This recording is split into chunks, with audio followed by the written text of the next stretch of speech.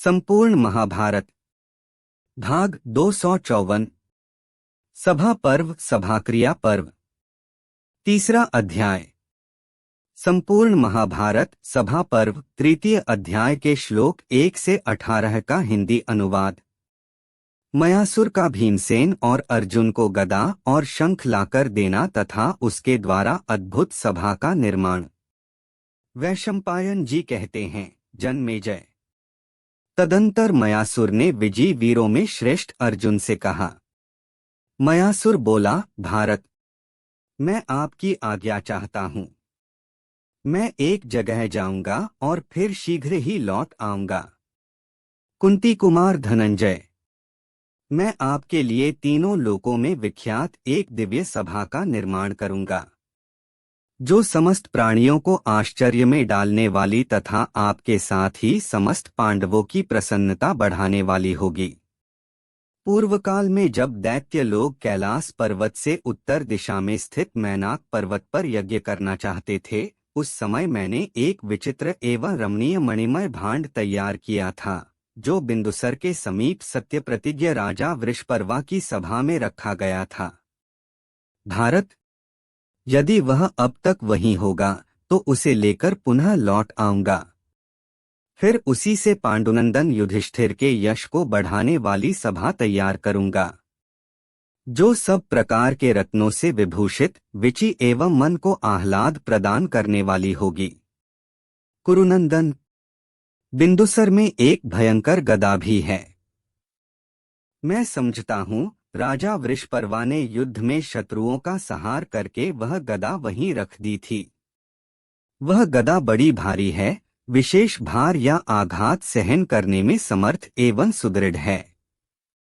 उसमें सोने की फूलियां लगी हुई है, जिनसे वह बड़ी विचित्र दिखाई देती है। शत्रुओं का संहार करने वाली वह गदा अकेली ही 1,00,000 गदाओं के बराबर है।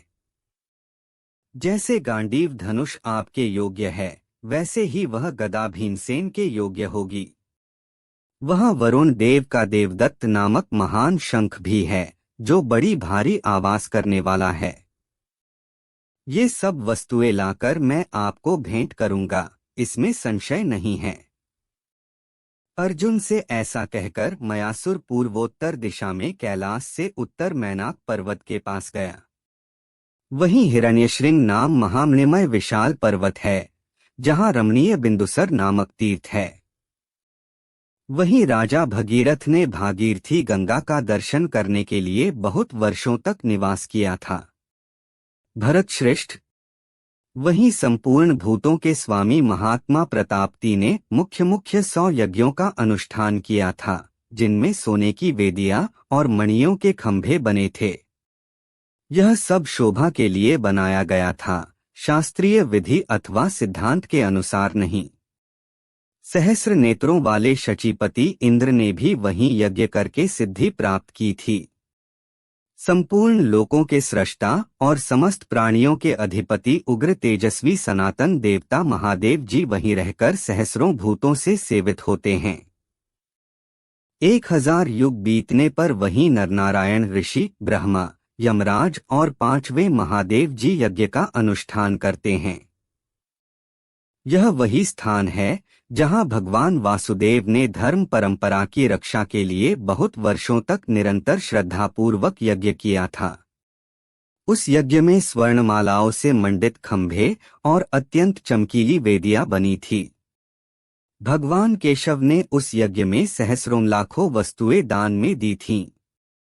भारत, तदंतर मयासुर ने वहां जाकर वह गदा, शंख और सभा बनाने के लिए स्फटिक मणिमय द्रव्य ले लिया, जो पहले वृषपर्वा के अधिकार में था। संपूर्ण महाभारत सभा पर्व तृतीय अध्याय के श्लोक 19 से 37 का हिंदी अनुवाद।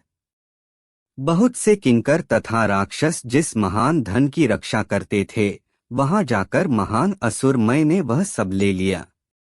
ये सब वस्तुएं लाकर उस असुर ने वह अनुपम सभा तैयार की, जो तीनों लोकों में विख्यात, दिव्य, मणिमय और शुभ एवं सुंदर थी। उसने उस समय वह श्रेष्ठ गदा भीमसेन को और देवदत्त नाम उत्तम शंख अर्जुन को भेंट कर दिया। उस शंख की आवाज सुनकर समस्त प्राणी कांप उठते थे। महाराज, उस सभा में सुवर्णमय वृक्ष शोभा पाते थे। वह सब ओर से 10,000 हाथ विस्तृत थी। जैसे अग्नि, सूर्य और चंद्रमा की सभा प्रकाशित होती है, उसी प्रकार अत्यंत उद्भासित होने वाली उस सभा ने बड़ा मनोहर रूप धारण किया। वह अपनी प्रभा द्वारा सूर्यदेव की तेजमयी प्रभा से टक्कर लेती थी। वह दिव्य सभा अपने अलौकिक तेज से निरंतर प्रदीप्त सी जान पड़ती थी। उसकी ऊंचाई इतनी अधिक थी कि नूतन मेघों की घटा के समान वह आकाश को घेरकर खड़ी थी। उसका विस्तार भी बहुत था। वह रमणीय सभा पापताप का नाश करने वाली थी। उत्तमोत्तम द्रव्यों से उसका निर्माण किया गया था। उसके परकोटे और फाटक रत्नों से बने हुए थे। उसमें अनेक प्रकार के अद्भुत चित्र अंकित थे। वह बहुत धन से पूर्ण थी। दानवों के विश्वकर्मा मयासुर ने उस सभा को बहुत सुंदरता से बनाया था। बुद्धिमान मय ने जिस सभा का निर्माण किया था, उसके समान सुंदर यादवों की सुधर्मा सभा अथवा ब्रह्मा जी की सभा भी नहीं थी। मयासुर की आज्ञा के अनुसार 8,000 किंकर नामक राक्षस उस सभा की रक्षा करते और उसे एक स्थान से दूसरे स्थान पर उठाकर ले जाते थे। वे राक्षस भयंकर आकृति वाले, आकाश में विचरने वाले, विशालकाय और महाबली थे। उनकी आंखें लाल और पिंगल वर्ण की थीं तथा कान सीपी के समान जान पड़ते थे। वे सब के सब प्रहार करने में कुशल थे। मयासुर ने उस सभा भवन के भीतर एक बड़ी सुंदर पुष्करिणी बना रखी थी, जिसकी कहीं तुलना नहीं थी। उसमें इंद्रनील मणिमय कमल के पत्ते फैले हुए थे।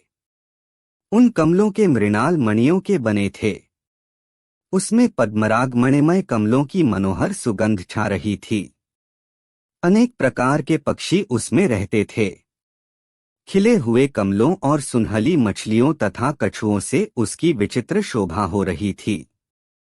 उस पोखरी में उतरने के लिए स्फटिक मणि की विचित्र सीढ़ियां बनी थीं।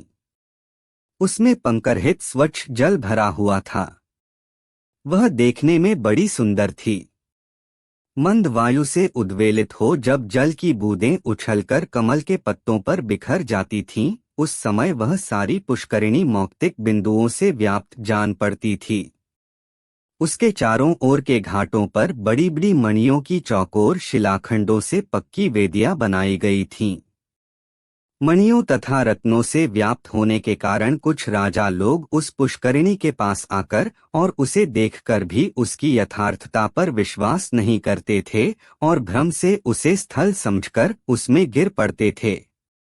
उस सभा भवन के सब ओर अनेक प्रकार के बड़े बड़े वृक्ष लहलहा रहे थे, जो सदा फूलों से भरे रहते थे।